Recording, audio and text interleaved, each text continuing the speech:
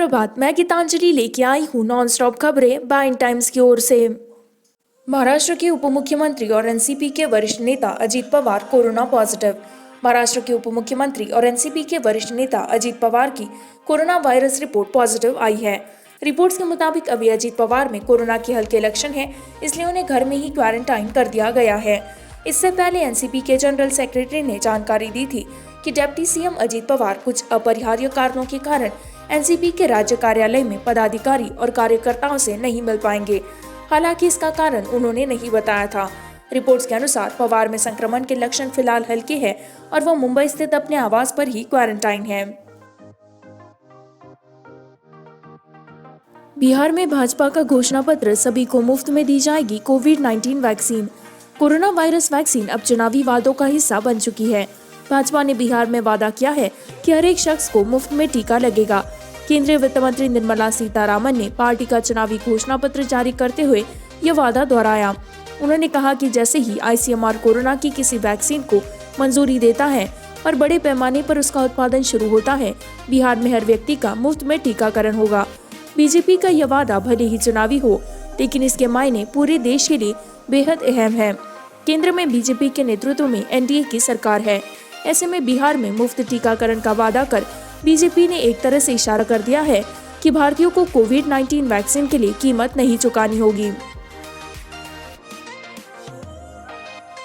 देश में कोरोना के मामले पहुंचे 77 लाख के पार।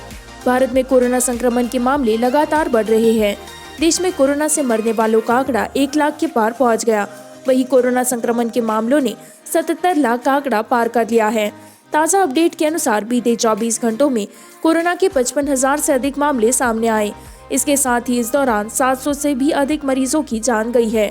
स्वास्थ्य मंत्रालय की ओर से जारी ताज़ा आंकड़ों के अनुसार पिछले 24 घंटों में कोरोना के 55,838 नए मामले सामने आए, जिसके बाद कुल संक्रमितों की संख्या 77,06,940 पर पहुंच गई। वहीं कोरोना वायरस से ठीक होने वाले मरीजों की संख्या भी 68 लाख से अधिक हो गई है। पंजाब विधायक समेत 3 लोग सड़क दुर्घटना में घायल। लुधियाना जिले में दोराहा के निकट 2 वाहनों की टक्कर में मोगा से कांग्रेस विधायक हरजोत कमल और 2 अन्य लोग घायल हो गए। अधिकारियों ने बताया कि कमल पंजाब विधानसभा के 3 दिन के सत्र में हिस्सा लेने के बाद चंडीगढ़ से मोगा लौट रहे थे। उन्होंने बताया कि इस दुर्घटना से विधायक हरजोत कमल को चोट आई है। उन्होंने बताया कि घटना के वक्त मोगा इम्प्रूवमेंट ट्रस्ट के अध्यक्ष विनोद बंसल भी वाहन में थे। बंसल और वाहन चालक भी घायल हो गए हैं। पंजाब के मुख्यमंत्री अमरिंदर सिंह ने कमल के शीघ्र स्वस्थ होने की कामना की है। बिहार चुनाव के बीच सुशील मोदी कोरोना पॉजिटिव, पटना एम्स में चल रहा इलाज। बिहार के उप मुख्यमंत्री सुशील मोदी कोरोना पॉजिटिव पाए गए हैं।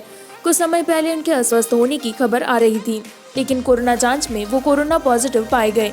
सुशील मोदी ने खुद ट्वीट कर इस बात की जानकारी दी। उन्होंने ट्वीट कर कहा कि मैं कोरोना पॉजिटिव पाया गया हूँ। जांच में स्थिति सामान्य पाई गई है और मैं बहुत जल्द ही चुनाव प्रचार के लिए मैदान पर भी लौटूंगा। इसकी शुरुआत हल्के बुखार से हुई थी। पटना एम्स में मॉनिटरिंग के लिए एडमिट हुआ हूँ। आपको बता दें कि बिहार में एनडीए को बड़ा झटका लगा है। दरअसल बीजेपी के 4 स्टार प्रचारक नेता अस्वस्थ हो गए हैं। शाहनवाज हुसैन, राजीव प्रताप रूडी और सुशील मोदी कोरोना पॉजिटिव पाए गए हैं। चीन में खलबली है क्योंकि अरुणाचल प्रदेश से लद्दाख तक बुनियादी संरचनाओं को मजबूत किया जा रहा है। नड्डा।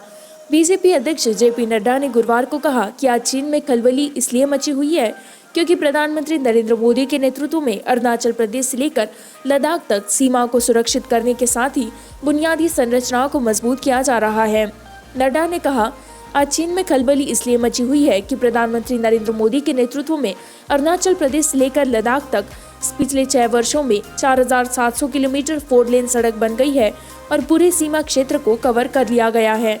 उन्होंने कहा कि इसी तरह सीमा पर बड़े टैंकों के गुजरने के लिए कुल 14.7 किलोमीटर लंबे डबल लेन पुल बनाए गए हैं।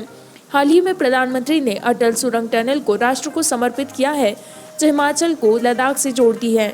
इन सब चीजों से चीन हिल गया है। रूसी वैक्सीन का ट्रायल कर रही भारतीय कंपनी डॉक्टर रेड्डीज पर साइबर हमला। भारत में रूसी कोरोना वायरस की वैक्सीन स्पुतनिक 5 का परीक्षण कर रही डॉक्टर रेड्डीज लैबोरेटरीज ने गुरुवार को कहा कि उसने एक साइबर हमले के बाद दुनिया भर में सभी डेटा केंद्रों की सेवाओं को बंद कर दिया है। कंपनी ने एक बयान में कहा कि उसने साइबर हमले की पहचान किए जाने के बाद बचाव के कदम उठाने के लिए ऐसा किया है। कंपनी के सीईओ मुकेश राठी ने कहा, हम 24 घंटे के भीतर सभी सेवाओं के शुरू हो जाने का अनुमान कर रहे हैं। हमें इस घटना के कारण हमारे परिचालन पर कोई उल्लेखनीय असर होने की आशंका नहीं है। डॉक्टर रेड्डीज के अमेरिका, ब्रिटेन, ब्राजील, रूस और भारत में ड्रग प्लांट मौजूद है। इसी के साथ मैं संवाददाता गीतांजलि आपसे विदा लेती हूँ।